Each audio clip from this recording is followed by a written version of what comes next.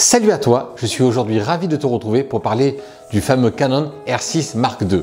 Alors cette vidéo ne va pas parler de toutes les specs qui sont, on va dire, multiples et nombreuses sur YouTube. Donc ça ne va pas du tout être le cas aujourd'hui. Il y a de très bons sites qui vous parleront de ça sans aucun problème, de toutes les spécifications techniques que ce boîtier peut renfermer. Mais aujourd'hui, je voulais plutôt aborder deux choses. La première, des points vraiment forts qu'on a pu vraiment retrouver sur ce boîtier et qui vous facilite la vie, ou du moins qui vraiment vous permet de vous aider dans la création de vos contenus. Première chose. Deuxième chose, une fois qu'on aura vu ces éléments-là, avec 2-3 petites vidéos que je mettrai au passage pour appuyer donc mes dires. Et puis en deuxième lieu, nous allons voir pour qui est fait ce boîtier. Est-ce qu'il est fait pour toi? Eh bien, j'espère que ce tuto va permettre de pouvoir répondre à cette question-là. Eh bien, écoute, on y va, c'est parti. Alors, la première chose dont on va parler, c'est le côté praticité pour switcher entre mode photo et vidéo. Alors, si tu es comme nous et que de pouvoir switcher aisément entre le monde photo et le monde vidéo t'intéresse, eh bien, je peux te dire d'ores et déjà que ce boîtier va répondre un gros oui à cette question-là. Donc, grâce à cette molette sur l'épaule gauche, ça permet de pouvoir switcher en photo et en vidéo, mais on va dire de manière immédiate. Ce n'est pas du tout comme le R5C où malheureusement il fallait environ attendre 8 secondes quand tu switchais du mode photo à la vidéo ou vice versa. Donc ce boîtier-là ne subit pas ce temps mort et ça c'est un gros point fort. Tu switches sur l'un ou sur l'autre, c'est immédiat. Donc pour quelqu'un qui a besoin de réactivité, et bien là, gros bon point, c'est un boîtier réactif dans le changement des deux mondes. Autre chose d'intéressant, c'est que ça correspond également à deux menus différents, deux menus distincts.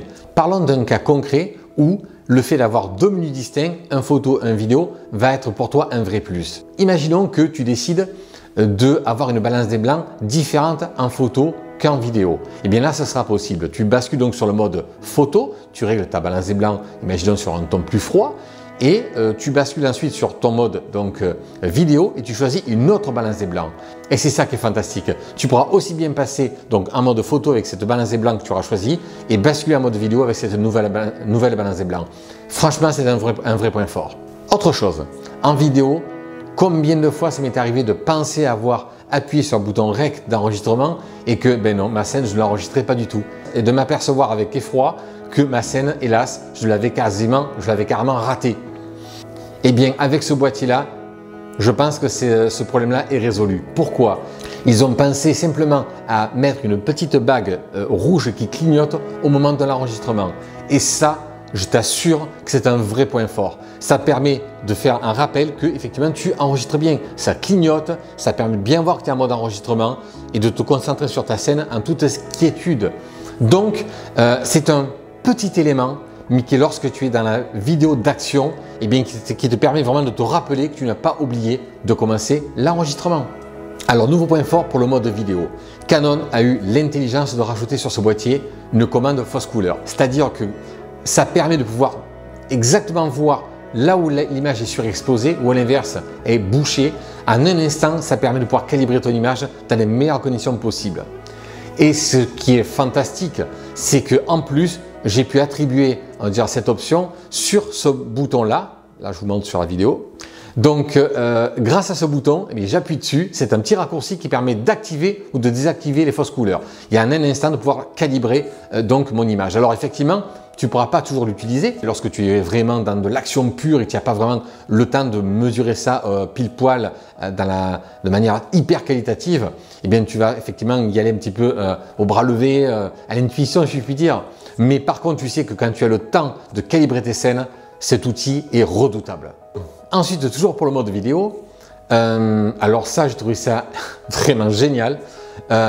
Si vous allez voir tout bête, mais c'est de pouvoir enregistrer notamment des vidéos lorsque tu es entouré de LED et que à cause des LED, l'image clignote. Alors ça se passe souvent lorsque tu choisis d'enregistrer par exemple en 60 images par seconde. Il faut te mettre donc en mode NTSC. Et dans ce mode-là, tu débutes dans les mêmes fréquences qui est chez nous le 50 Hz. Le fait que donc tu sois à 60 Hz dans ton enregistrement, 60 images par seconde, et que tu sois en 50 Hz lorsqu'il y a de l'éclairage, et notamment ça le fait quand il y a des LED, et c'est très souvent, eh bien l'image va se mettre à clignoter comme un sapin de Noël. Donc pour corriger ce problème-là, Canon a vraiment donner la possibilité de pouvoir ajuster vraiment au dixième ta vitesse de fermeture. Et grâce à cet ajustement, tu vas pouvoir stopper ce clignotement de ton image. Donc ça vraiment, c'est vraiment top. Autre chose intéressante, c'est le grip, la prise en main de ce boîtier. J'ai pas des petites mains, je mesure 1,83 m pour donner une ordre d'idée du gabarit. Et donc lorsque je prends le boîtier en main, comme tu peux remarquer, eh bien, le dernier petit doigt, il n'est pas vraiment dehors. Il est vraiment à la limite, mais quand même, on a plutôt une bonne prise en main. Donc également, un bon point fort pour cette prise en main.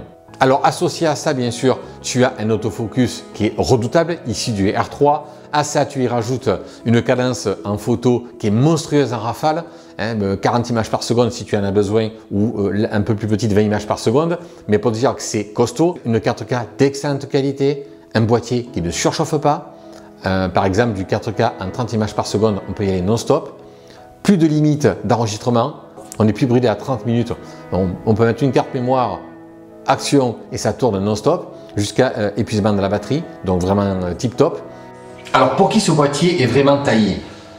Nous on est issus du monde de l'événementiel principalement, même si on fait beaucoup d'autres choses à côté, notamment de la publicité, mais étant issu du monde de l'événementiel, je pense que c'est un boîtier qui est vraiment taillé pour ça en réalité. Il est taillé pour ce secteur. Nous on s'en sert de deuxième boîtier, on le pose sur un trépied et ça nous permet de pouvoir enregistrer des scènes en permanence non-stop sans se poser des questions, est-ce que ça va surchauffer, est-ce que au bout de 30 minutes ça va couper? Non, on fait un cadrage, on fait un petit rec et l'appareil tourne sans aucun problème.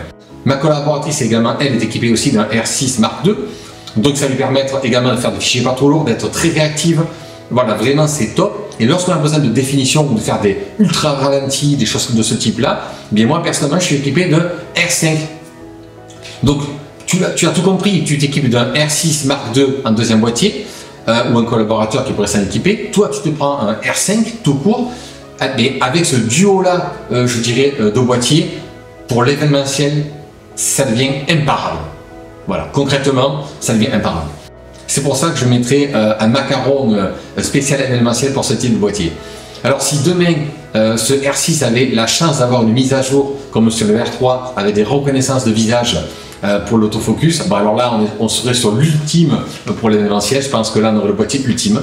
Mais peut-être que les futures mises à jour c'est une chose qu'on pourra peut-être voir. Et bien écoute, j'espère que cette vidéo t'aura été utile, qu'elle t'aura permis de voir réellement les petites avancées qui sont intéressantes sur ce type de boîtier. Pour qui c'est fait aussi, et j'espère que tu diras, tiens, je suis issu du secteur de l'événementiel ou des secteurs où ça demande de la réactivité, aussi bien photo que vidéo, tu vas dire, ce boîtier me correspond. Dis-moi dans les commentaires ce que tu en penses, et moi, d'ici là, je te dis à bientôt.